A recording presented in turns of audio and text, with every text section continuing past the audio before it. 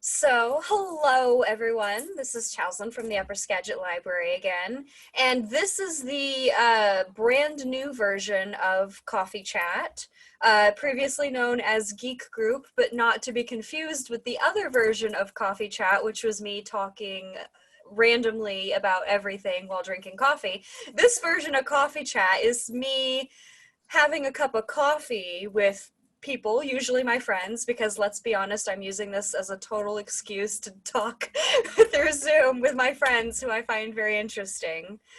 So yeah, all that to say is welcome to more of me talking to my friends because I like them and I like the stuff they think. So with me today is Holly. And I'm not going to say that Holly's my friend because she's not. Holly is my sister. She's my baby sister. And the topic today that we're going to be talking about is fandom and fan culture. And the reason that Holly is in my life is because we connected because of fandom and fan culture. And quickly realized that she was just my little sister separated from me at birth, and neither of our parents knew it, and somehow we're not biologically related. The world's a mysterious place. Who knows how those things happen, but they do because this is proof. So you should get used to seeing Miss Holly's face because Miss Holly is a sign language interpreter by trade. And the neat thing is she has agreed to also do a different video with us where she talks about her experience as a sign language interpreter. And even though we're not currently offering the sign language club right now because the attendance has been really low, I'm not giving up on that program. I'm just realizing that y'all didn't really want to do it through the computer, which is fine. So in the meantime, what I think I'm going to do with that program is have videos with Holly maybe and create content myself, and then I'm just gonna try to do the best I can while being a hearing person who hasn't really been immersed in deaf culture in a few years. So that means I'm really gonna be relying on Holly. Which is completely fine. So fandom, fan culture. When I first reached out to the nebulous internet, and this is now a thing, every video I have to say nebulous internet. I on my Facebook page I wrote, okay, I know I don't have a lot of fandom people on my Facebook, but for those of you who are fandom peeps who wants to talk to me, and I had actually a patron ask me, okay, what is fandom? And it almost felt like she was ashamed for not knowing, or not ashamed, but just kind of like, oh, this is something I don't know and maybe I should. But the reality is that fandom has only become mainstream. I mean, you could argue the last 10 years, but I would say the last 5 years. It's really like the nerd culture and geek culture is adjacent to Oh No Thor, don't do it. So, and this is also another thing that we always do in the videos here is I always have some kind of technical glitches, so we're just getting it out of the way early. Um, so, correct me.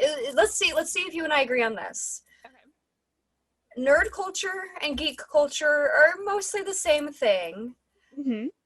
but they're slightly different than fandom culture. I would agree with that. Okay, and so here's my thinking on this.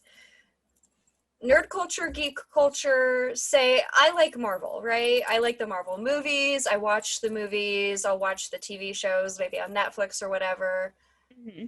and then that's the end of it. That I consider geek culture, nerd culture. Mm-hmm. Fandom culture is a little more involved in that.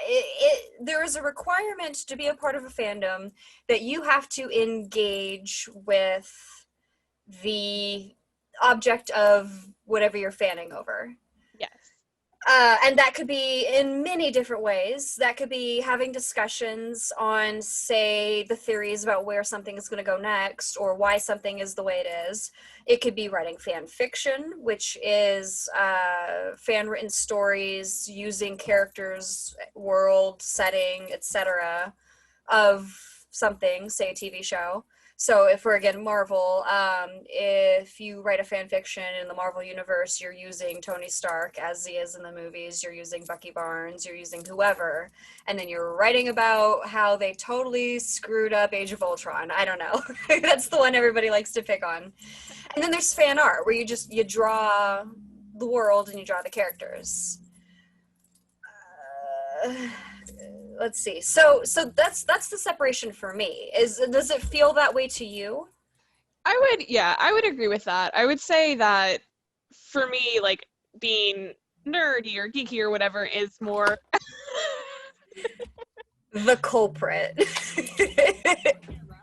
um is more engaging with media and liking whatever it is, not necessarily media, because it doesn't always have to be a movie or a book. It could be other concepts or theories or something, but it's engaging with the idea of whatever it is. Whereas fandom culture for me is more like engaging with the actual people that are also liking the thing with you.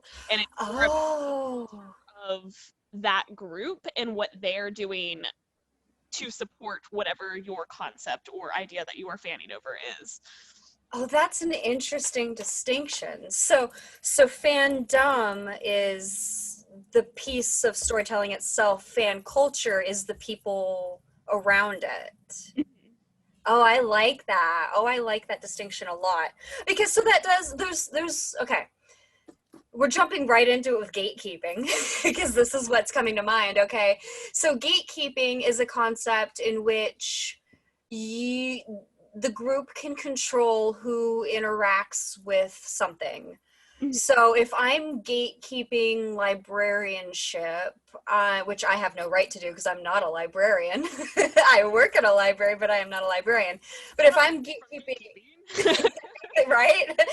But so if I'm gatekeeping, I'm saying only these types of people have the right to talk about library things and nobody else, and I make the rules, or me and the people I deem worthy of making the rules can do that. And gatekeeping in fandom is a huge issue, because there's this concept of, are you a big enough fan? Do you it's that knowledge test. So like, especially with girls go through it way more than boys.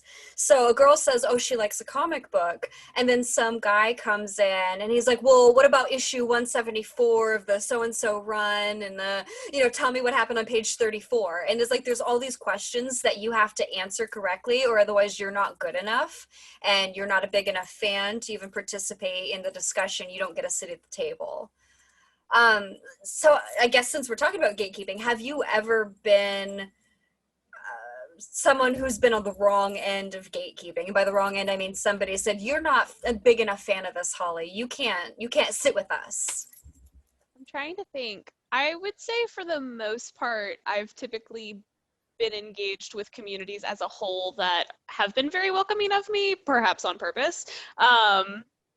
The only instance I can really think of is when I did first start like live blogging about when I first started watching Marble Hornets, which is how we met and got to talking with each other. There were a couple of people that like anonymously sent an ask to my blog that were like very negative and said that I had no right to get in on the show after it had ended, and that I didn't know enough about Slender Man to be talking about Marble Hornets as I was watching it and stuff like that. And so that's the only instance I can really think of off the top of my head. But for the most part, I had a lot of people like Nathan and Leah and like other friends of mine that were like, no, please stop. Do not listen to these random people. So did that feel like you don't know enough about this specifically issue, or was it this story has ended and this story was dependent on being on the journey sort of live? So Marble Hornets is an interesting thing, and this is going to be something that 0 of my patrons have heard about. Marble Hornets was something called an alternate reality game, and basically what happens in this specific case, it started off as YouTube videos that were telling a story as if they were happening in real life. So the uploads were, okay, my friend Alex was a film student, I got all of his tapes, And I started watching the tapes years later because I wanted to see if there was something I could use for my own film project. And then things get weird. And then as things get weird, the narrator keeps uploading all of the weird stuff they find in the tapes, but then they also start using Twitter to supplement that content. So if you see on video number 45 or whatever that the main character went to the woods and found a tape, a week before that, the Twitter feed was that the actor playing that character physically went to the woods, started tweeting pictures with location stuff on, and doing this. So there's puzzle solving and code solving, and they were tweeting to actual fans of this project, how do I solve this? And they would wait to release information until fans would solve it. So with an alternate reality game, a lot of things happen kind of in real time or close enough to it. So when you were watching Marble Hornets, it was a long time, not a long time, but it was certainly well, yeah, it was certainly well after it had started. It was nearing the end. I think it was a year after it ended, actually, or like a couple of months, because I remember Nathan had made the comment that like it was the perfect timing for me to kind of get into it because everybody was so upset that it was over. Oh yeah, okay. So yeah, so it's over. All the pieces are out there, all the puzzles are solved. And so like you are missing the aspect of interacting with it because you're not solving any of the puzzle's already done. But so was the gatekeeping more like you don't get the full experience, or was the gatekeeping like this is a part of an exclusive club, I had to work hard to get my information, you shouldn't get it handed to you? I feel like it might have been more of the latter, of people just being like no, listen, like we've been here for however many years it's been. Like I've been here for 6 years since Jay started uploading these videos, and like I've been here the whole time, and you just get to come in and watch it all for a couple of months. And it's like, yes, and it's like it feels kind of like a millennial versus boomer situation where it's like I had to walk up the hill in the snow both ways up the hill, and you're like, okay, but I have school buses now. Yeah. Exactly. It's like it was good for you, but I also don't have to have that experience. So okay. Trying to bring this back to not being so in the weeds. The experience, so other than those few that were like gatekeeping, which is just, it's not fun. Look, we as humans, we like hanging out with people who are similar to us. We go, oh, friend, tribe, you like me, we like the same things, bonding. But there's always going to be people that are like, no, you can't be with us, you can't be part of this group, it's not happening, don't do it. But fandom is one of the things that's the easiest way to make friends. I mean, 1,000%. Like, I don't know,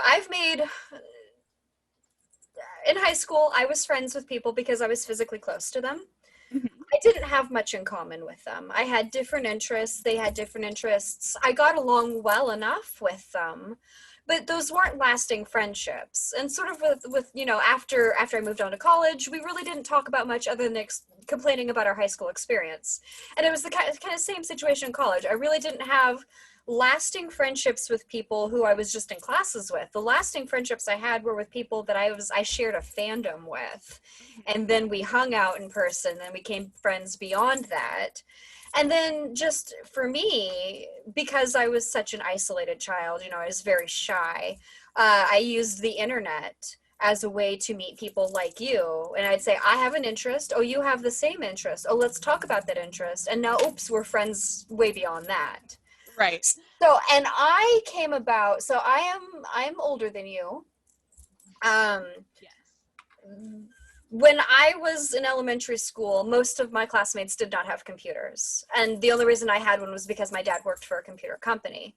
But for you, when you were growing up, computers were much more of a thing. The internet was more Mhm. entrenched in most places. Yeah. So I wonder, for you, for me, making friends on the internet was scary and stranger danger and don't give out your information and that kind of thing. But for you, was it still that same way?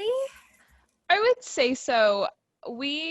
I'm trying to remember how old I was when we got our computer because I definitely remember getting it because my older brother Jake was the one that like he got the computer and had it in his room and played video games on it. Um, but we did live in an incredibly rural area, so we had like dial-up internet, and it was the big computer because that's all that we could afford at the time. But like the first two internet things that I kind of remember, like where you could even interact with other people that I was a part of was Webkinz, which was the stuffed animals that you would buy, and they had codes, and so you type the code into your online portal or whatever, and they came to life on the screen, and you like took care of these pets, but you could also talk to other people and their pets too and stuff. But I was not allowed to do that side of interacting with other humans because of the stranger danger aspect of no, Mhm. we don't talk to other humans because they could be serial killers. Mhm. Um, so it was that, and then Poptropica, which was a game that brain games or like some one of those childhood internet things that you could get on at school had, and it was just like point and click arrow key, really simple game that you could travel from like island to island, and we're trying to do like little things.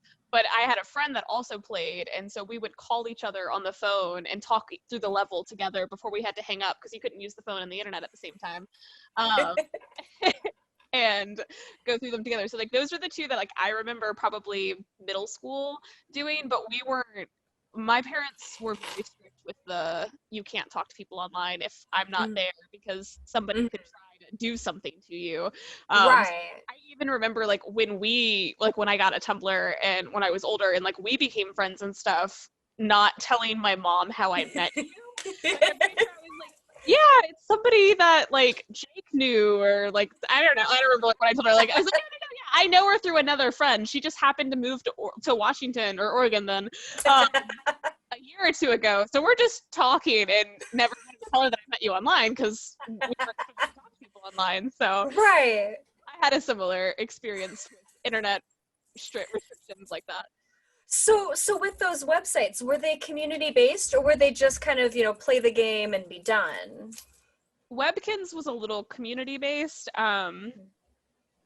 I honestly don't remember a lot about it other than having the stuffed animals because I wasn't allowed to use the community part of it. But it was similar from what I've heard. It was a little bit similar to Club Penguin.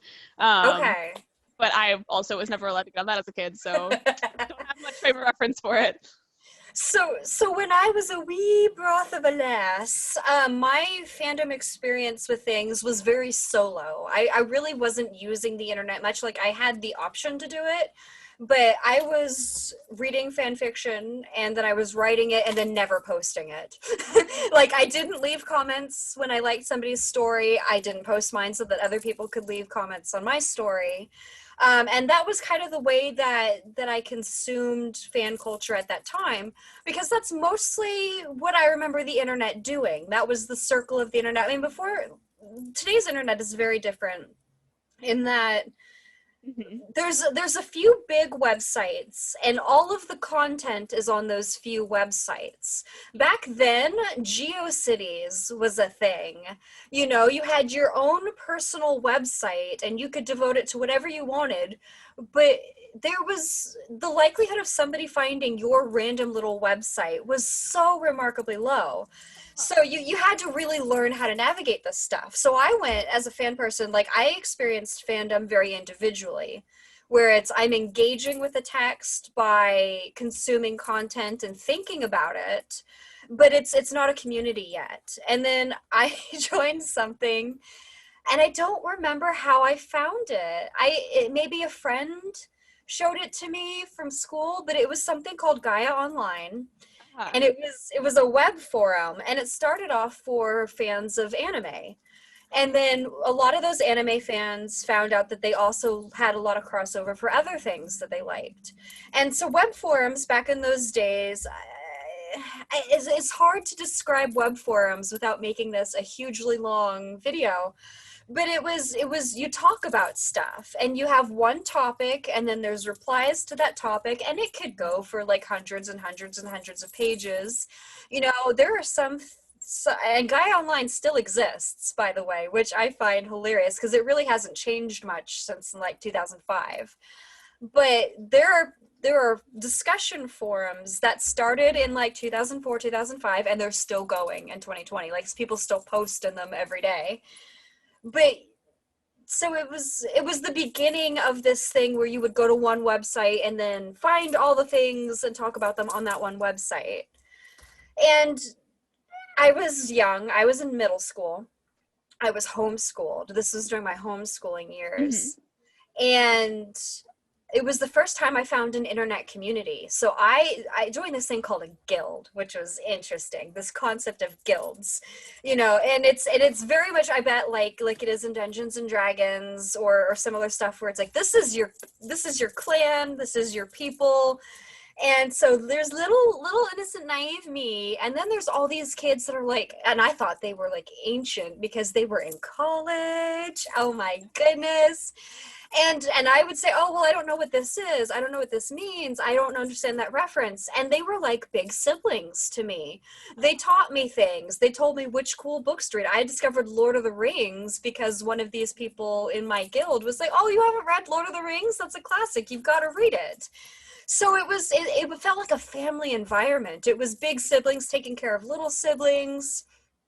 And I know my actual brother and I, we talk entertainment all the time. You know, it's something that we bond over. We have discussions about it. It's fun. But it was so interesting to be able to do that over a computer with somebody else. So fandom, I don't know if I would say that it has always been, or it started as a solitary thing, but for a lot of people it does start kind of solitary. And then there's something in human nature where we want to kind of one of us. And we've harnessed that power for good, not just in terms of our own. I mean, so there's two ways that I look at this, and tell me if you're with me or Chalson, you're totally crazy. And I know I'm dominating this conversation, but I'm going to get to the point where you get to take over. But I'm trying to set the stage here a little bit for what's going on, because this is for our generation, this is natural. This is how people interact. This is what they do.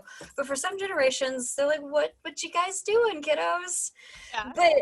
But so fandom has benefits. There are obviously drawbacks to anything, and we could talk about toxic fan cultures at another point, because that's not what I'm trying to do here. But so there are personal benefits to fandom, as in tiny little itty bitty baby Chaslin found some older mentor kids who told her about really cool stuff, and I was able to talk about how weird it is growing up, and they're like, kiddo, you ain't seen nothing yet, you're fine. You know. And so there's benefits where fandom, it helps you bond with people, it makes you feel happy, it helps you analyze media critically. But then there's also fandom in that groups of people together can do good things for the world.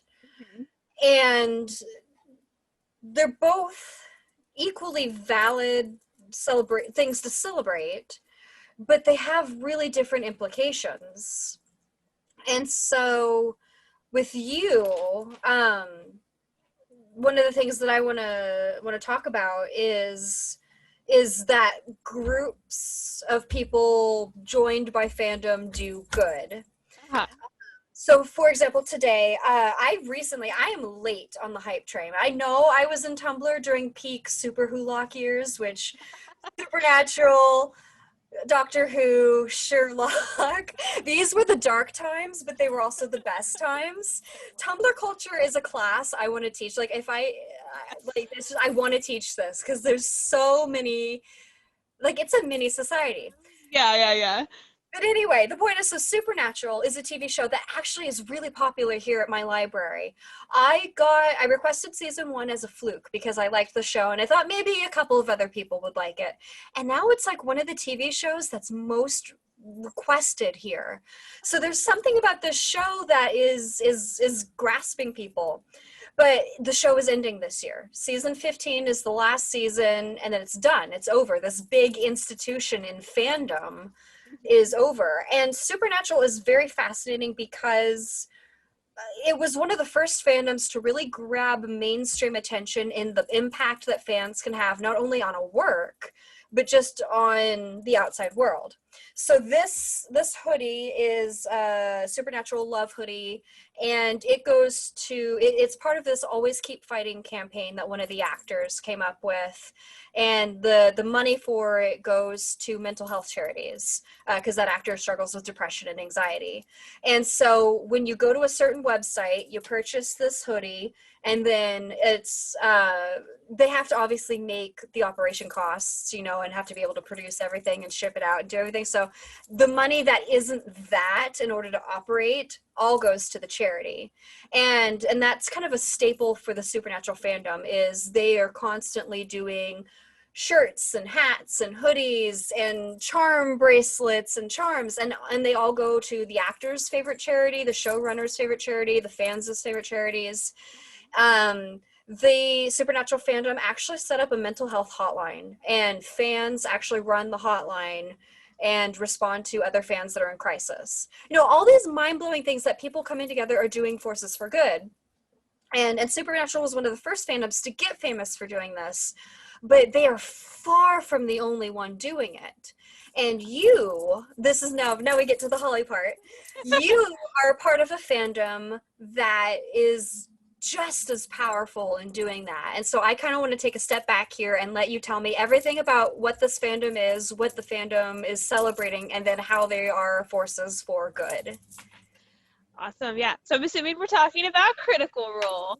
Yes. Which, for people who may not know, is a Dungeons and Dragons live streaming show where a bunch of nerdy voice actors get together, sit around, they're all best friends, and they play Dungeons and Dragons.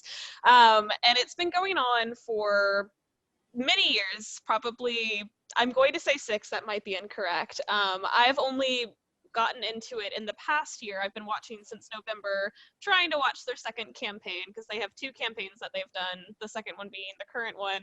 There are 121 episodes, I think, currently. They're all 4 hours long. I'm somewhere around 66, which is why it's intense. It's a lot. I have friends that are in it that have been trying to get me to watch it, because they're like, you would love this show so much. And I'm like, I probably would, but I'm not gonna sit around and watch a 4-hour episode of anything. That's way too much to commit to.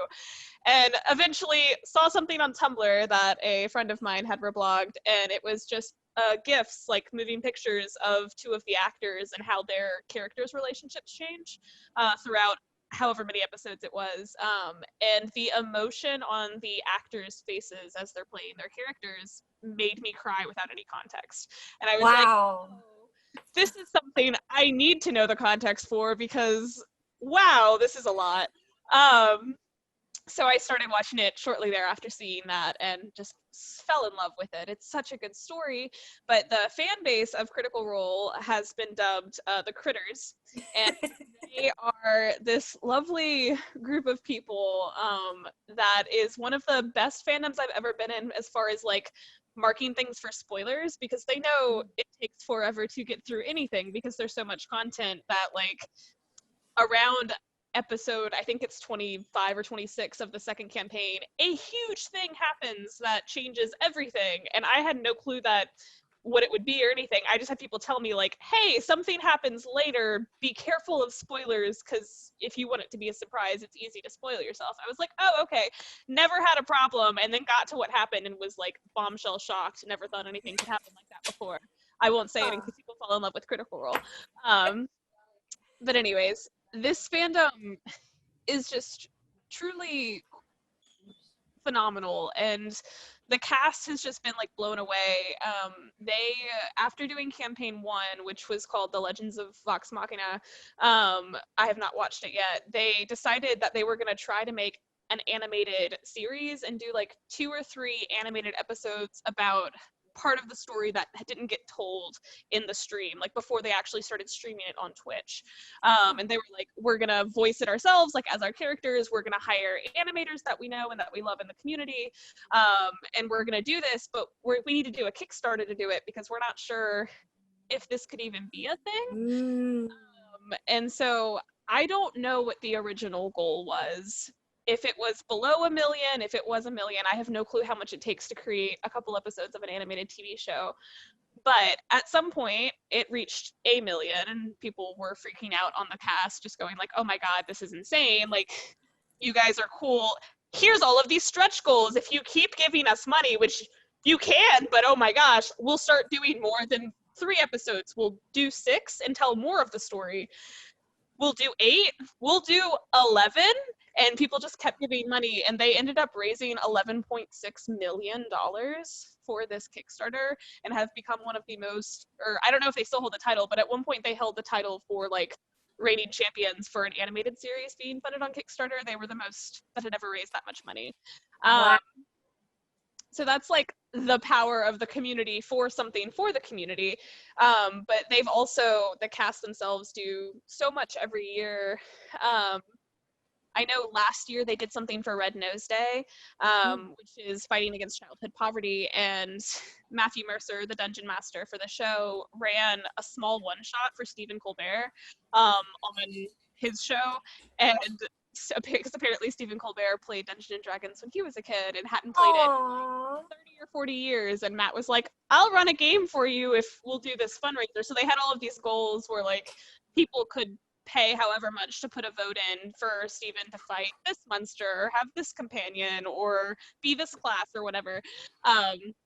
So they raised a ton of money for that. Recently, Critical Role actually started its own non-for-profit, and they're focusing on different issues or charities or what have you will during different months. I believe it is rotating each month. But recently they started doing one for an Indigenous peoples group. I can't remember the exact one. And they were like, let's raise $60,000. And like within 3 hours, they had already met the goal and went well over it. So it's just been really cool to see how groups of people can impact things on like a huge scale, as well as like on a smaller scale. I'm a part of a group that they have Christmas every year, where like the actors give each other gifts in character to their characters, but the fans loved watching it, so they will sometimes like send gifts to the actors, and they were like, please stop, we get so many, we can't, like, give to your favorite charity instead. So people have started doing that, or as well, they've started organizing on Facebook or on different social medias where they will set up Secret Santas for different fans, and you fill out this like crazy long mini page Google form about like what's your likes, what's your dislikes, do you play a Dungeons and Dragons character right now, tell me about them, what sense do you like, and it's just like all of these things, and they compile everything together, assign everybody a person. There's a $25 minimum, but you can spend as much as you're able without like hurting your own finances. And one of the recent posts I've seen in that group was, I told you about it, was somebody had in the past year had gone through like a really horrible divorce, and in the process of them going through that divorce, they lost their PS4. Their spouse got to keep it in the divorce, and so it had been like that was their escape, and that was their thing that they depended on to, you know, kind of get through the end of a day and just relax. They didn't have it anymore. And so as a joke, they had written down in their form when they filled it out, like, oh, like if my Secret Santa happens to be super rich,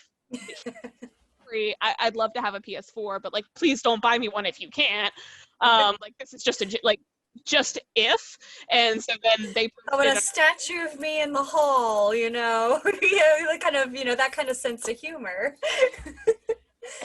And they got a PS4 this week from their Secret Santa with like their favorite video games, and were like blown away. And it's just been really cool to see all of the different things that people are doing. Like I have a Secret Santa. I don't know who has me, but like I'm, on the off chance that they would see this, I won't show what I'm making them, but I'm crocheting them something. And like getting together all of this fun stuff has just been a really cool way to see fandom work for good. And it's definitely been one of the most fun fandoms I've gotten to be a part of in my life. So, if there's one thing that we can say for fandoms is they are nothing if not organized. Like, if they set their mind to something, they're going to do it. I was doing a little bit of research earlier, and let me see if I can scroll to it. The the big name in fandom right now is to me feeling like the K-pop fandoms. Uh, and the biggest one that I think most people have heard of, at least, is BTS. And let me see, they just did an amazing uh, charity. Here it is. Okay. So okay. So South Korea has a very particular culture. It's very different than the US, and it's very insular. And so American fans sometimes will have different perspectives on things from South Korean fans, and then they'll share some perspectives. So this year, 2020, has been a hellscape, and there has been a lot of discussion on race relations in this country this year in particular. And there are facets of a lot of K-pop fandoms where people of color may not necessarily feel very welcome. And so there was some troubling behavior, some troubling statements made by some people. And the band itself decided that they were going to raise money for a charity, and I don't think the charity itself is mentioned in this article that I read, but it was a charity supporting people of color, and they raised, you know, a good amount of money, and good effort, good on the band for doing that, but their fans, so BTS fans are called the BTS Army, and they came out in force, and it's not like they just like doubled the amount of money that the band had donated. They, I think, almost quadrupled or more that amount of money. I've lost my numbers here, but it was something like within 3 days they had raised like $11 million or something, you know, whereas like there was 1 million coming from the band itself, but like they can fandoms can okay, so brands like fandoms because money. If fans like something, they're gonna buy the merch. We're gonna buy the merch. We're gonna buy the merch. Yeah, we're gonna buy the merch. But there's nothing more that fans like more than being able to buy the merch and donate to charity, or just donate to charity. And so there's things sell out immediately. There are people that it's like, okay, within 1 hour we're gonna have $1 million, and then they just do it because they all talk to each other nearly instantaneously. They all open their wallets and say, I know that people need this, here we go, let's do it. And then they not only get other fandom members, they get their family in on it, they get their friends in on it, you know. And just in terms of money, fandoms are powerful.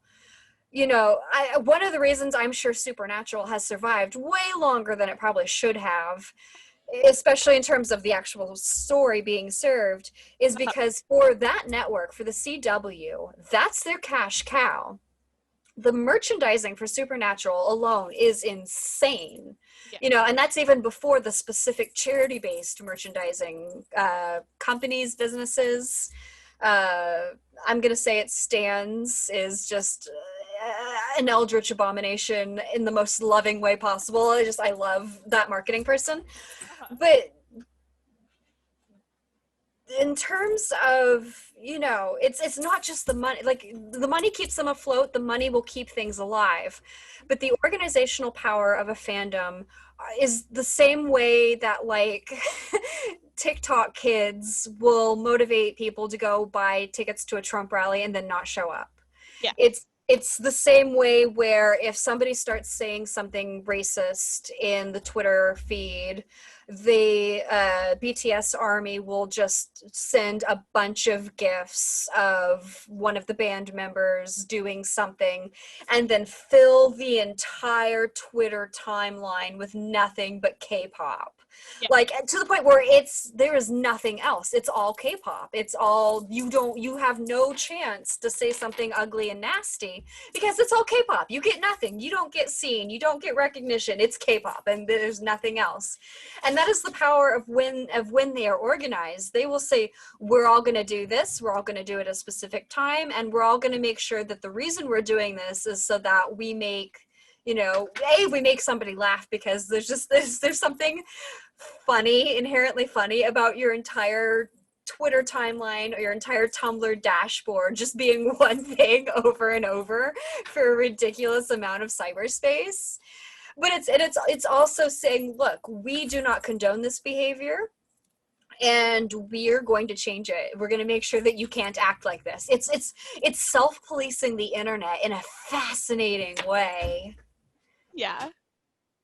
It is. It's truly incredible how much people can just come together and do things, especially when they are united under whatever fandom or thing or group that they are a part of. Mm-hmm. Well, and it's interesting too. So as I have like 18 pages of notes of just stuff that I copied and pasted just in terms of people analyzing fandom and fan culture.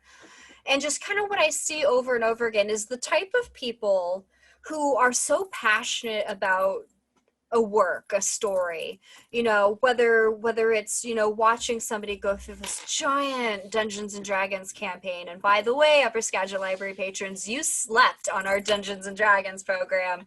It is gone and I am sad, and we could have had it all. But whether it's a Dungeons and Dragons campaign or whether it's a TV show that's been on longer than the network it's currently airing on, or whether it's a book that got an entire generation to read, that maybe we're now a little bit disappointed about, but we're not going to talk about that. We're not going to talk about that. But, the thing that we see over and over again is the type of people that get that passionate about something are the type of people who think critically about media, who think critically about media's impact on the world, and who are also the same type of people who are most likely to be political activists, who are most likely to be the kind of people that volunteer for charities, who, even if they can't leave their homes, I mean, we're in a pandemic, we can't actually go and volunteer at the humane shelter, possibly, but I can buy a little charm for my charm bracelet that benefits the Humane Society, and that's a way of doing something where I'm not able to go physically do something. So fandom is very clever at finding ways to get around, limitations and still be that force for good. So yeah, it's such a deep topic. It's just such a deep topic. But I want to hear that's the kind of the big picture version of fandom. We go out, we make change in the world, we put our money where we want our money to go, we tell people we don't want this TV show canceled, we decided that Veronica Mars was not good enough at just seasons 1 through 3, there had to be a movie, and we're going to kickstart it and we're going to make it happen. So basically, sorry to the studio, but not sorry, you've got to do this now. So that's the big level. We make things happen on a big scale, but there's also the small scale where on a personal level we can change and grow by harnessing the power of fandom. Yeah. To get super personal about it, fandom is something that comforts people. Mm-hmm. And so if you're feeling down or disheartened or just lost, it's nice to be able to lose yourself in any of these worlds. And for me, when I was in one of those places, I ended up meeting you. And, having been your friend, you have a profound influence on the way I see the world now. And I remember that time being very negative and very judgmental, and then through influence of being friends with you, I've tried to find ways to be more sympathetic to people and to judge less, and it wasn't even just, you know, an altruistic standpoint. It was just, I don't want to upset Holly is my friend, and if I'm a negative, nasty person, Holly is not going to want to be my friend.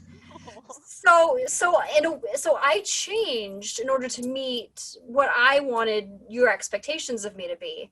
And I feel like for you, I would say there's possibly a similar story where being in fandom, you know, changed a perspective, or led you to meet somebody who changed your way of thinking. And I'd love to hear something about that, if you would. Yeah, no, I would definitely say I started to like heavily get into fandom and like that side of nerd and geek culture and everything when I was in high school, which was like, again, to get super personal, was arguably when I was most depressed and really struggling with a lot of things in my life. And for me at the time, having the craziness and codes and the community that was all behind Marble Hornets, and getting to kind of like fall into that and get to meet so many amazing people. Like, firstly, like you, and like we've now been friends for 8 years now. I think I so. don't even know. And you've just been this constant presence in my life because we both were like, hey, this, well, you reblogged something on Tumblr and I saw it, was like, that's cool, what is it? And you were like, it's this show. And I was like, I need okay, to I'll watch info it. dump and tell you And then fell everything down the about rabbit hole. it. Yeah. Yes. Um, but yeah, and just getting to meet people. And that was like, I think for whatever reason, Marble Hornets was the first one for me where I met people that wasn't just in my circle. Because like, I watched Doctor Who in high school and Supernatural. I loved them both. One of my best friends in high school adored Supernatural. We dressed up like Dean and Castiel one year for Halloween together. My brother is a Whovian, and we'll still argue about how 10 is his favorite Doctor and 11 is mine, and which one is better. It's 11. And it was like having like all of these little influences, which is like another side of it too, like super awesome to engage with people and family that way. But for me, like Marble Hornets was the first one where it was like, oh no, wait, other people outside of like me and my little bubble in my little town, me outside of Virginia in the state that I live, or even like outside of the United States. Like I met people that lived in like Europe and Canada and like other places like across the globe that were also really big Marble Hornets fans. But just like getting to see like, oh, the world is bigger than just my experiences of it, and having you and like our friend Nathan and just these people that I got to meet from interacting with this media, and people being like, oh, I've watched this whole show and I know everything that's going to happen and you know nothing, so I'm going to watch you go through this and talk to you about it. And then like later on when they came out with this movie that was made, Oh no. the best movie, but like the night or like the week that it came out, I bought it, and we do not live it. We've never lived in the same place, but we found time in our time zone difference schedules to sit down together while I was in college and watch this movie one night really late while I was Yeah. sitting in like the hallway of my dorm. Um, and it was just this experience of like, oh, hey, I'm not necessarily alone on this Mhm.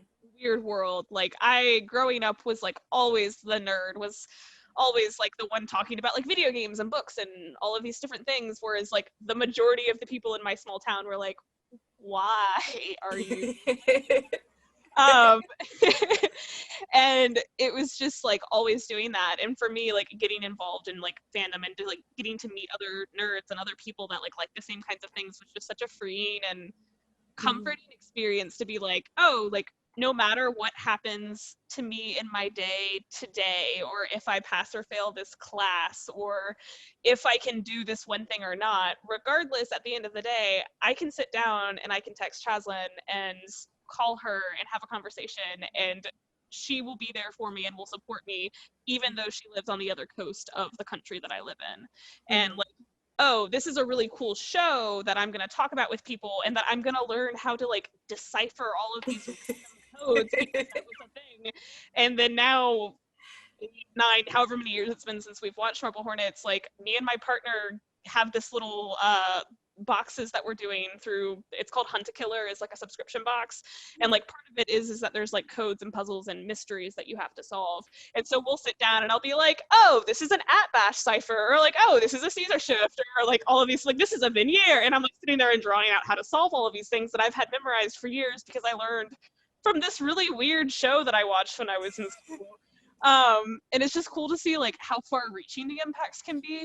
But for me, I would say like one of the biggest ones was definitely realizing that the world is much bigger than my perception of it, and also like knowing that there are people that I can depend on at any given point that I would never have met had it not been for A, the internet, or B, that specific thing that like got us to meet. Mhm. Fandom is it's in and of itself valuable, but it's also as a means to an end for creating bonding between humans, just super powerful. But the other thing too that I'm thinking about is you're talking about how you've learned Caesar shifts and ciphers and things like that. The other thing that you've started doing as a result, I think it was a fandom, is you've started watercolor painting. Um, tell me a little bit about that. Yeah, so I got into painting, I guess it would have been about 2 years ago, because a friend had given me a bunch of watercolor supplies that I hadn't done anything with because they were moving, and I kind of got them, and then fiddled around with them, thought they were cool, didn't really know what to do, and then like really started to like deeply get into watercolor when I was listening to a bunch of different podcasts, because that's a whole other side of media.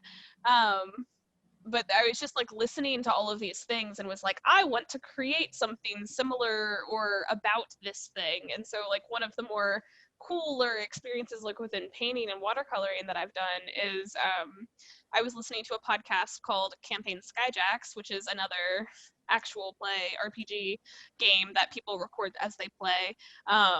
But they have a musician, his name is Arnie Parrott, who like writes all the music for their show, and they have a theme, and he's super rad. So he had written this really mournful, heart-wrenching song when a character died that plays like underneath of it, and then like Arnie sings the whole verse right after that character died, and it was just like, oh no, whenever a character in anything dies, you're just like, oh no. But it was just so, the words were so beautiful and the scene was so perfectly set that I could just clearly see this picture in my mind of a ship flying like at sunset, and was like, I have to paint that now. And so like I was staying at a friend's house and had like gotten my watercolors out and like painted like a whole sunset scene with a ship on it, and then wrote out the lyrics of the song that Arnie had written, and just kind of tweeted it out into the universe, because that's what you do, is you share it when you make it, not thinking at all that it would be seen by more than like you and my friend, my best friend, and like that would be that. And then like,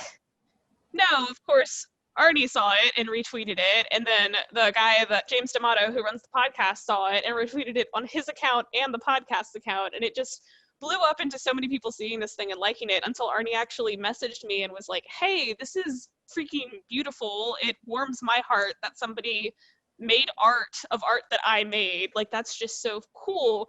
Can I buy this from you? And I was like, you Yes.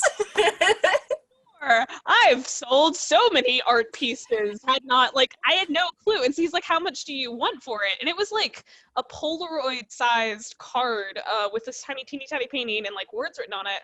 And I was like, $20? Question, like,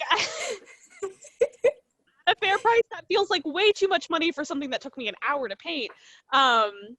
And so I was like, I don't know, would 20 be okay? Because I didn't know, I had no clue what to expect. And he was like, oh, no, 20 won't do. I'm going to pay you 70 and whatever shipping is. And I was like, oh, okay.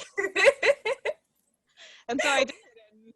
And figured out how to ship art because I had never sold anything ever, like professionally, or I don't even know if you can say professionally, but I figured out how to wrap it or whatever and sent it to him.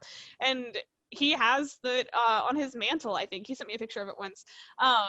And since then, I've stayed in really good contact with this random musician that like lives in Ohio, I think is where he lives. Like goes to Ren fairs and does all of these things.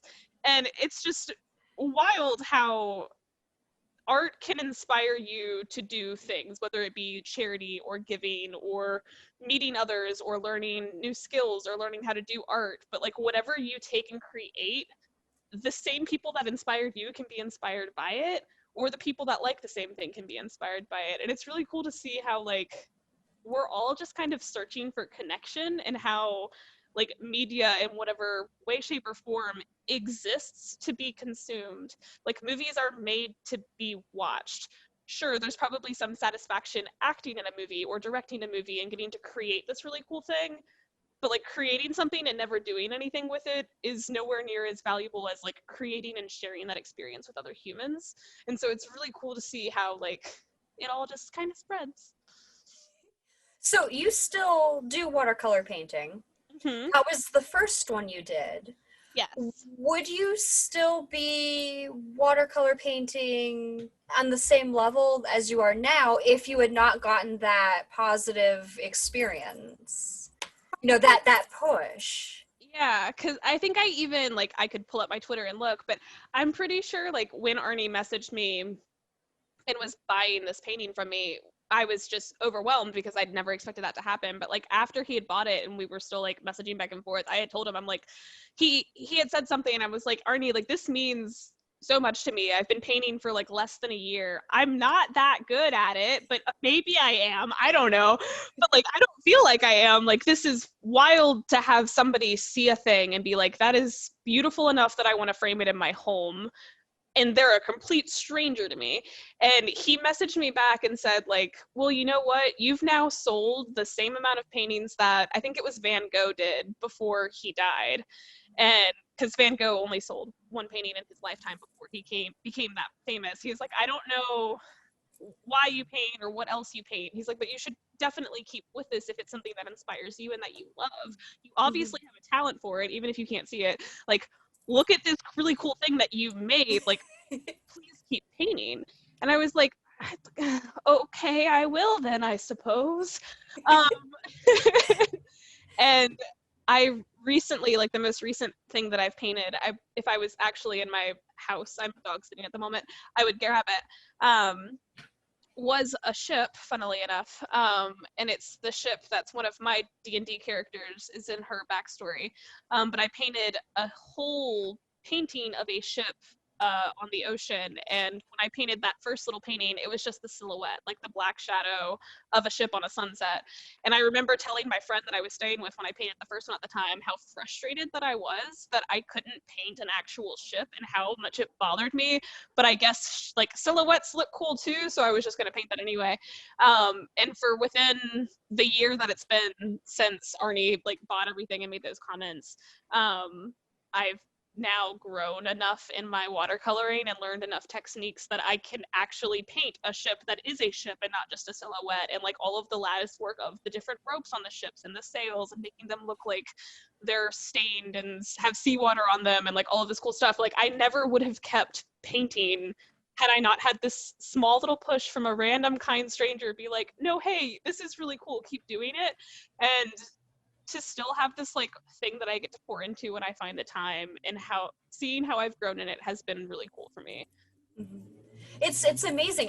There's so many people that they become inspired by art that somebody else makes, and yeah, it happens to probably be mainstream art, or it could just be something weird like Marble Hornets, you know, which is much smaller and very indie.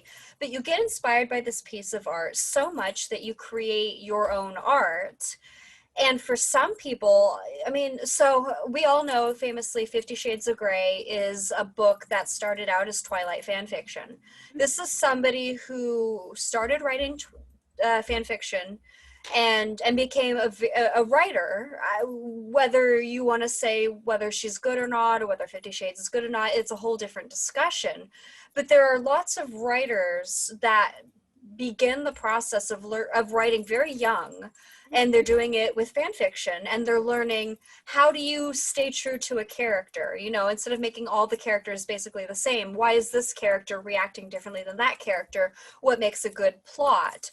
And so they write in these stories, and then eventually they make their own stories, and then they become published authors, or, you know, whatever. Or with fan art, you're like, well, I'm just so inspired by this character, I'm so inspired by this ship and this location, that you paint it or you draw it, and then you keep doing it, and you get better and better as an artist, and some people sell it. I'm gonna move the mic here a little bit, because this is an example. Let me do it. Okay.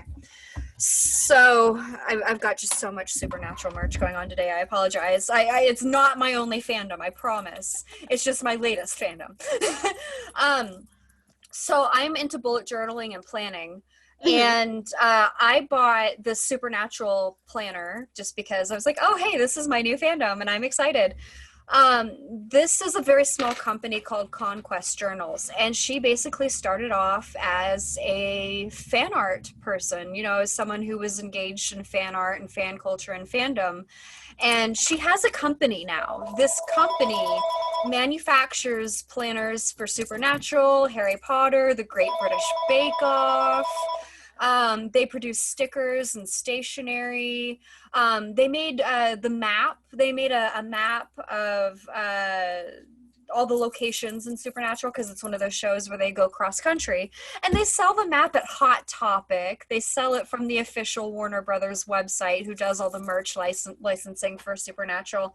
So this is somebody who, through the power of fandom, has a business. This is what she uses to put food on her table. And it was just because a bunch of fans supported the art that she was doing of this thing that she was passionate about. And so it just goes to show that, you know, a lot of people used to say, oh, fan fiction is a waste of time. You know, instead of playing in somebody else's sandbox, you should play in your own sandbox. But the thing is, you got to learn how to play with sand before you get your own sandbox. And so it's a way to say, you can do this, learn how to do this, and then fly, you know, do the thing, turn it into a business, turn it into your passion, or don't, just do it because it's a hobby and it makes you feel something like joy in this rotten 2020 world. You know, so it's just, I love watching artists like you discover that I can art through fandom. The career path I am on, I am a social media marketer. That's who I am by trade. I stumbled into the library thing because it was adjacent, and it would let me do what I really love doing, which is graphic design and media and social media. I learned how to do social media from a young age because I was on discussion forums with Guy Online, because, you know, I watched how social media or how moderators on discussion forums worked, and that it applied to websites and Twitter and Facebook. I started photography because that was what you needed to make those things. So the career path that I'm on all started because I was part of a fandom, because I saw people, you know, digitally editing Buffy characters with really cool backgrounds and lyrics, and I thought, I want to do that too. And that's graphic design. Guess what, kids, when you're making your photo manipulations and your wallpapers for your phones, you're using graphic design materials. If you're using Photoshop, you're using good design habits, you're fostering and you're practicing art. And it can lead to careers. It can lead to, you know, hustle side businesses. Let's see, so this little, and again, it's one of the Supernatural ones. This is a little Sam Winchester, and he's not an official Funko. He is Frankenstein from pieces of official Funkos, and then repainted to be specific by somebody who runs an Etsy shop and does this. So it's, you know, you can make money off your fandom now. It's crazy. And you can say you're in a fandom now, which is not something you could do when I was a kid, because you would get the people say, oh, well, why don't you go do something worth your time? Why don't you make your own stuff? Yep. If Neil Gaiman says he writes fan fiction for a living. Like, when Neil Gaiman author extraordinaire, wrote an episode for Doctor Who. He said, how is that any different from fan fiction other than the fact that it becomes a part of the official story? Like, literally, they asked me to write fan fiction, and then they said, yeah, that's cool, we'll do that, and they put it in the show. There are some times where the fan works are way better than what actually ends up on the official book or show or whatever. So there's talent here, there's creativity here, there's passion here. And it's not something to be ashamed of like we thought it was, for so long ago. It's something that brings people together. It's something that brings people joy. And I don't know how else to convince you. Fandom is amazing. Like, obviously there's negative aspects, of anything, and if people are interested, we could talk about the toxic side of fandom at some point. But it's just, you know, how do authors, I mean, we're in a library, how do authors make their money if not for fans purchasing the works, for sticking in and being loyal? So if you're going to make art, somebody needs to consume it, and if they're consuming it to the point where they really make it a part of themselves, how does it get any more amazing than that? Yeah, it's it's just really cool to me how people can just like take something and latch onto it and go. Like even the wildest, craziest like little things. Like Marble Hornets was pretty out there as far as media that existed, and it really like what's the word, like not railroaded, but like it led the way in that little area of the internet for its time. Like it was a group of like one of the first three ARGs that was existing in that time, let alone that like dealt with Slenderman as an entity or whatever. And it's just cool to see how people can take something, and it's like, especially in the craziness that has been this year and everything that's happened this year, like people have needed little escapes, I think, more often than not. And one of the wildest, weirdest little things I've recently fell into this past week is something that got created during 2020 because sports stopped in 2020, and people don't know me other than you. I'm not a big sports person. Didn't really miss the sports. I'm not sure if you really missed sports when they went away. Sports, I don't know her. But this group that, like, I don't know if they also like sports or not, who knows, but they created this site called Blaseball, so baseball with an L, BLASE, Blaseball, the return of baseball in 2020, because baseball was one of the more notable ones that like stopped, or when the pandemic happened, they stopped playing ball because COVID. Right.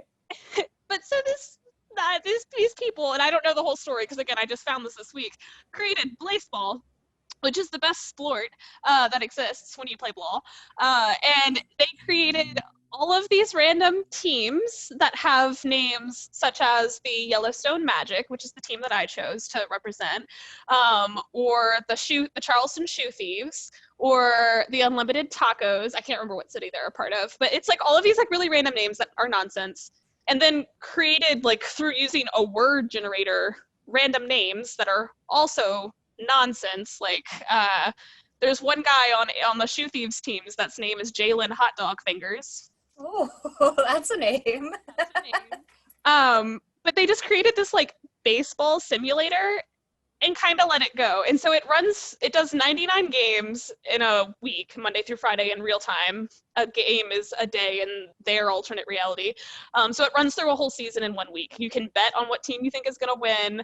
There's no real money. You can't like use your credit card to buy more money. It's all completely fake and fictional. And you're trying to earn money so that you can bet on more things or vote in the election that happens at the end of the week, which changes the game. So it's people have the power to do things.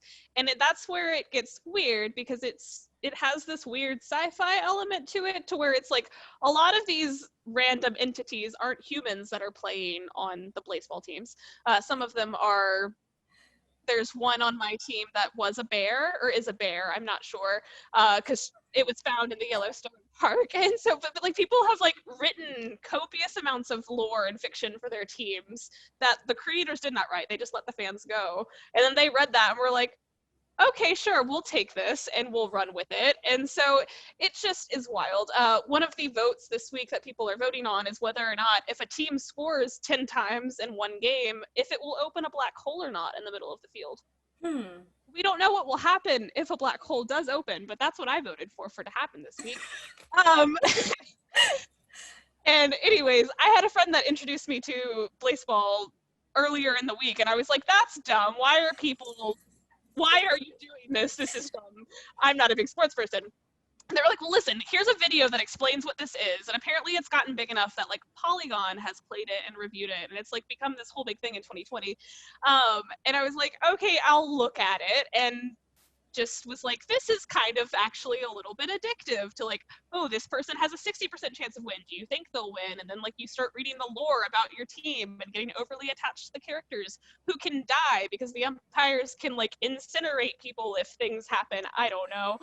And it's just this wild little thing. But my friend that introduced it to me on a Discord server that I'm on, there's just like 8 of us now that have like at the beginning of the week had no clue what Blaseball were, and have now been talking for the past 8 days about the teams and who's winning and who's not. And it's just created this cute little culture like within our little server that also exists in like other places, that people are all playing this random fantasy baseball simulator that has nothing to do with anything but exists. And so today I discovered that people run commentary, like you would listen to normal sports commentary. So there was somebody that was streaming on Twitch today. The semifinals and the finals happen on Saturdays. And so they were streaming commentary of the baseball simulator. And I listened to it for like 3 hours because I was like, well, I don't know. Are the shoe thieves going to win? Because if they do, what's going to happen, as I'm like crocheting my little animal? And I'm just like, sometimes people need a really dumb reason to connect with other humans, and it can take like any sort of form, and that's just kind of the beauty of humanity. And I really love that stuff like that exists in the world. Well, especially because right now, I would say it feels like we're more divided than ever, but I'm not even going to use feels. We are more divided than ever. And it's frustrating, and it's hard to connect with people because, you know, they're canceled for this reason, or they said something and you don't want to talk to them anymore. And it's so exhausting, and it weighs on our minds so much that to be able to just do something stupid together is, you know, it's just a relief. It's like, okay, I don't have to feel so stressed about this. Yeah. So something you said was really interesting to me, because this is an interactive component.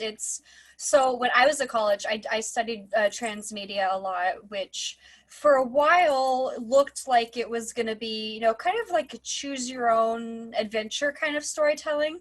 But kind of what we're seeing now really is, as a collective, we're going to choose our own story. So have you ever watched Black Mirror?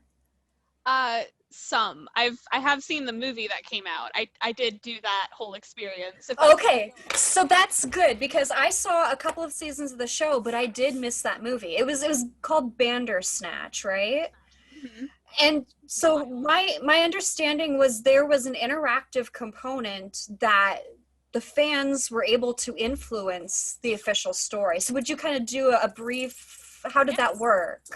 So to memory, it like opens on a kid and they're playing a video game or something in their room, and something happens. Their moms come in, is like, hey, it's time to go to school or whatever, and so they get up and turn, and the camera moves like with their vision, and it freezes, and like you have to pick whether or not they're going to eat the Frosted Flakes brand of cereal or the other brand of cereal or whatever. It starts off like really small, inconsequential stuff. So like, sure, you pick Frosted Flakes over Cinnamon Toast Crunch or whatever it was. And so then he grabs the box of Frosted Flakes off the shelf and pours the bowl and sits it down in front of him and starts eating. And then so is that an individual choice, or is that a collective everybody votes choice? I think it was individual, but I think okay. What they ended up, I don't know about the ending or not, but I think the endings ended up getting influenced by like what the majority of fans did. Okay. Or the ones that were still available, or I remember reading something about that too, but for when I did it, it was all individually based, I think. But like as you go throughout the movie, you start making choices for what the main character is going to do. Are they going to go meet the girl at the high school and whatever happened, I didn't do that one, or are they going to go follow this really mysterious guy that keeps showing up, and like what's up with him, and so you go with there. And like it was a really cool experience because I think I watched it and it was an hour and 45 minutes for me the first time I did it. And I knew it was interactive going in, but I didn't know how interactive it was, and like how the Frosted Flakes choice does set you up for different choices later on. Like if you choose Frosted Flakes, you get these choices at one point and not the ones that you would have gotten if you had chosen the Cinnamon Toast Crunch. So like I sat down with my brother the next Sunday about after I had watched it, and he had done it too, and we were like talking about what we saw and like how much we remembered, and it was like maybe 15-20 minutes, and then we had wildly different stories. Interesting.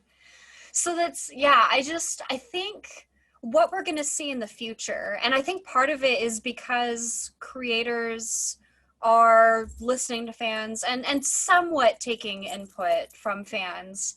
There's obviously a debate about how much fans should be allowed to influence something. But what I think we're going to start seeing is we're going to see more collaborative storytelling. And honestly, I think the future of storytelling is kind of a D&D model, which is somewhat ironic because we're telling a story together, you know, and we're trying to shape this experience collectively. And I think fandoms have kind of paved the way for that to become mainstream and not just, you know, kids in a basement doing that story. It's going to be, you know, very mainstream for shows like Black Mirror to do a collective, we're all going to vote and this is how it's going to go sort of situation. And that's just because people care about the story. Yeah. They've learned to analyze. I mean, some of the people I admire most from fandom are the people that can say, okay, so this has a subliminal meaning and here's why, here's my evidence to support it. Like I love that kind of deep dive. And honestly that's what we do in English classes and literature classes. You know, we analyze texts, but to be able to take that and have a debate with somebody and go, well, I see it in a slightly different perspective, is just, you know, it gives us a lot of empathy for each other, but it, you know, it also just adds for a whole new world of storytelling, I think.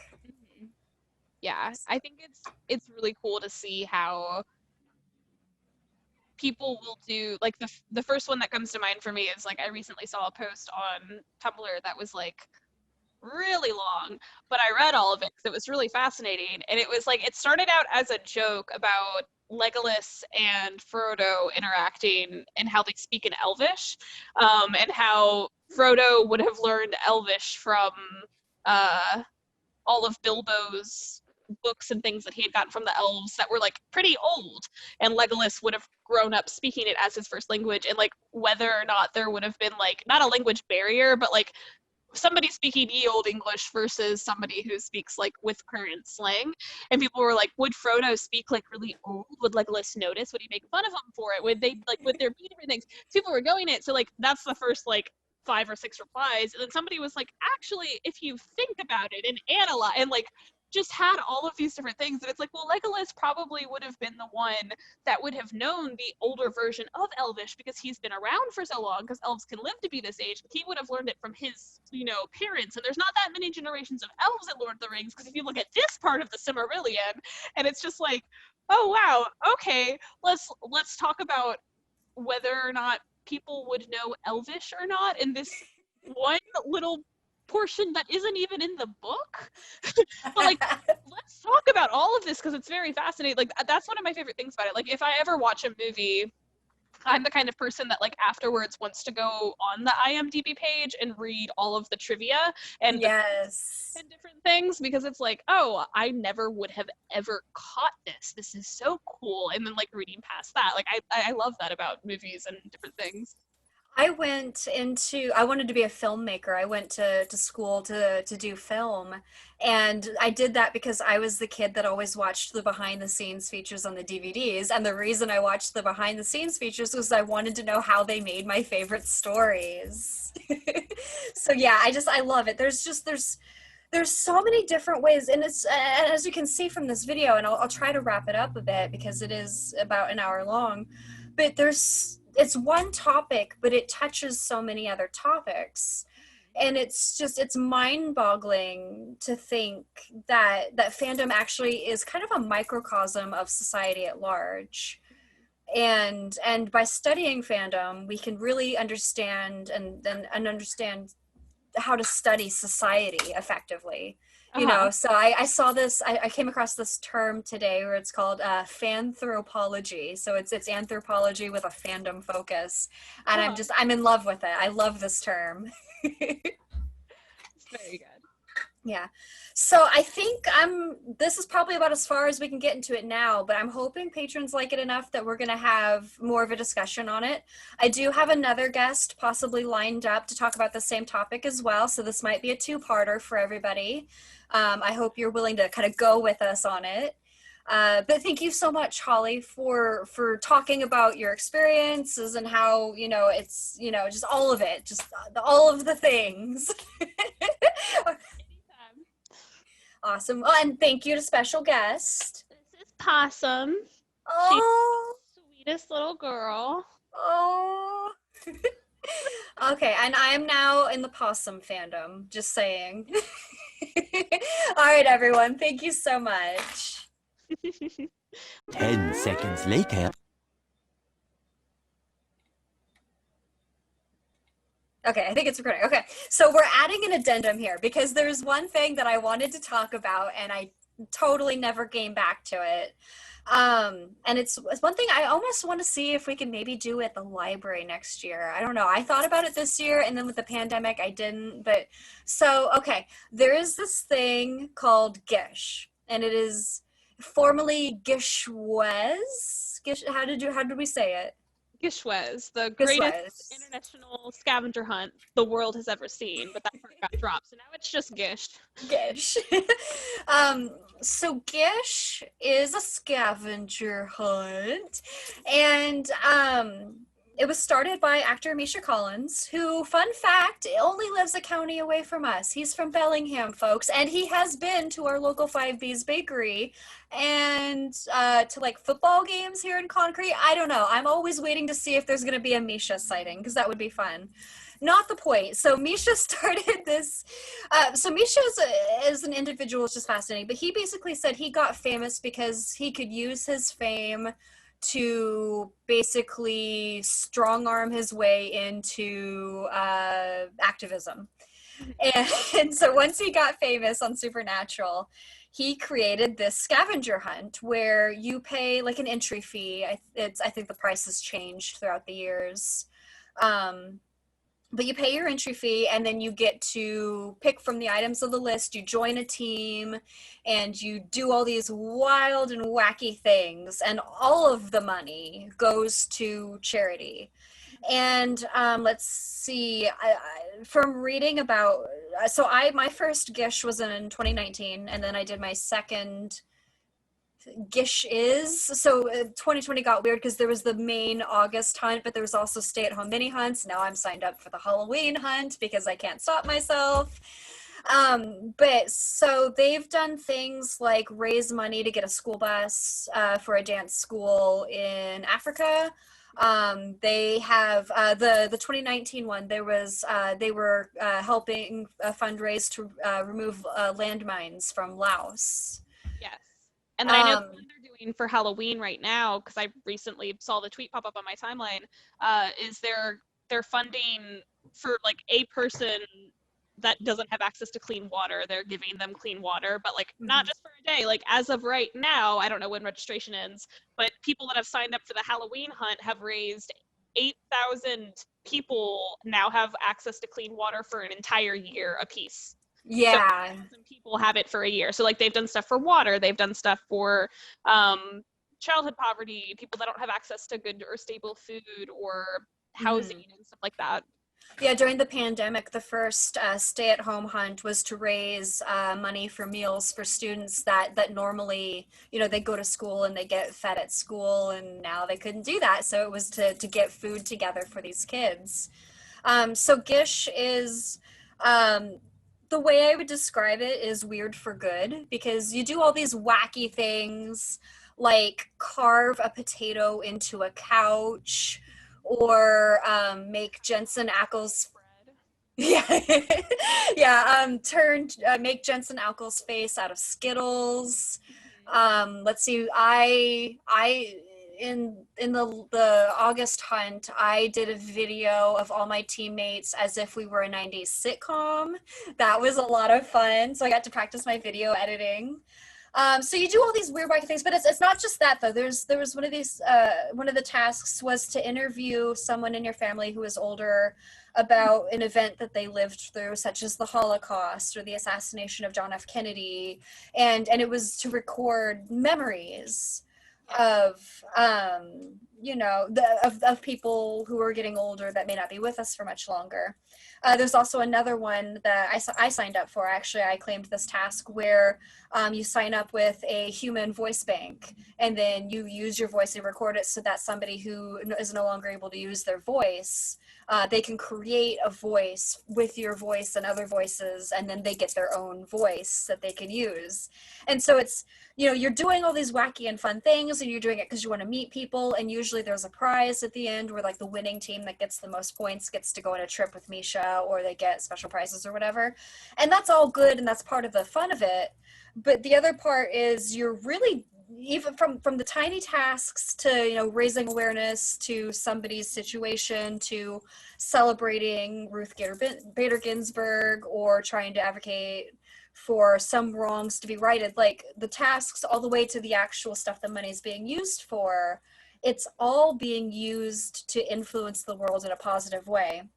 And they also work with another one of Misha's charities called Random Acts. I think it used to be Random Acts of Kindness, and they just shortened it to Random Acts. What if they shortened at the same time they shortened Gish to memory? I think Misha created Random Acts first, and Random Acts of Kindness just took off, and he did like little things throughout the year with people where it's like, hey, go do this weird random act of kindness for a person today or this week or this month or whatever. And that's kind of how Gish was born, because the took it and ran with it so much that it became a lot bigger than I think he thought it would. And then he was like, okay, well then why not make this weirder, because it's Misha.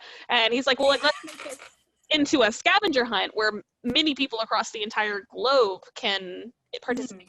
I have friends that I have been friends with since my first hunt was in 2013, I think, or 2014, and they live in Australia. I've never been to Australia ever, but like I have this little group of people this family that I've known now for 6 years that is like such a cute little part of my life that came from Gish. Well, and it's like my first team, I had members from Austria. I had someone from, I think, Russia, and then I had people from the East Coast and the middle of the country, and it's just it's crazy, the people that you can meet. But one of the other things too that's interesting about Gish, and I just had it and it just left my brain, which is so frustrating. Talk while I think about it. Okay. Oh no, I have it. No, it went away again. Oh, this is the worst. This is the worst addendum to a video ever. For sure. Well, talking about people you meet during random things, one of the items that I did, I can do math. One of the items I did in 2018, this year has lasted 8 years, was a community, I forget the word, but it was a word in an African language that means community. And I think it started with a G, but if I tried to pronounce it, I would butcher it.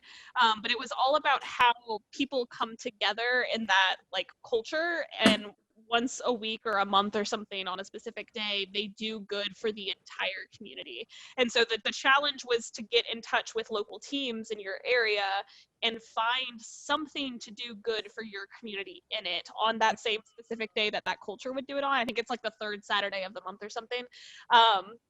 And so our area, we all went to a local park that's probably like a 30-minute drive from my house, and cleaned up. And you had to do whatever it was for 3 hours. And so as a group of probably like 40 of us, back before like the pandemic was a thing, we all got together and we cleaned trash from the river and the forests that were around this like nature preserve, that was not well taken care of because of whatever reason, budgets. And I think we filled, our group of 10 people filled over 20 bags of trash, like giant garbage bags of trash.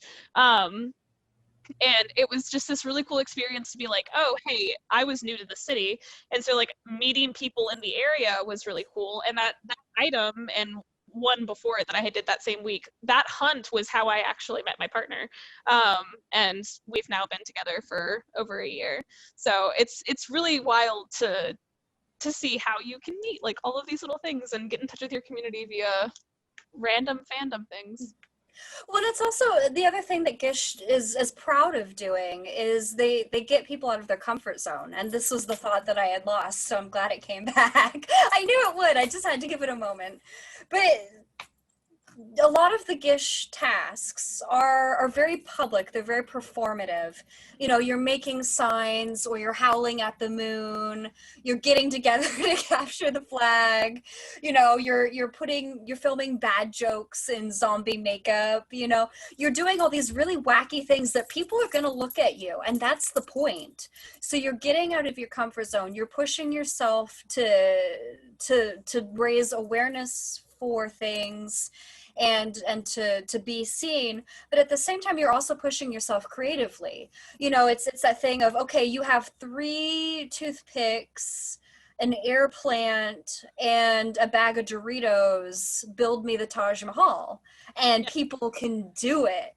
Or if they don't make it, their fail is amazing and hilarious, and it's worth getting, you know, submissions for anyway. So it's one of those things that fandom really does, is it gives you a safe group of people to be with, that gives you the confidence to stretch yourself creatively, or some, you know, like that. Being with the right people helps you feel comfortable enough to grow, you know. 1000%. I love it. Okay, that's a way better ending than the other ending we had before. We're gonna stop recording because we can't get better than this. All right, we're gonna hit that button.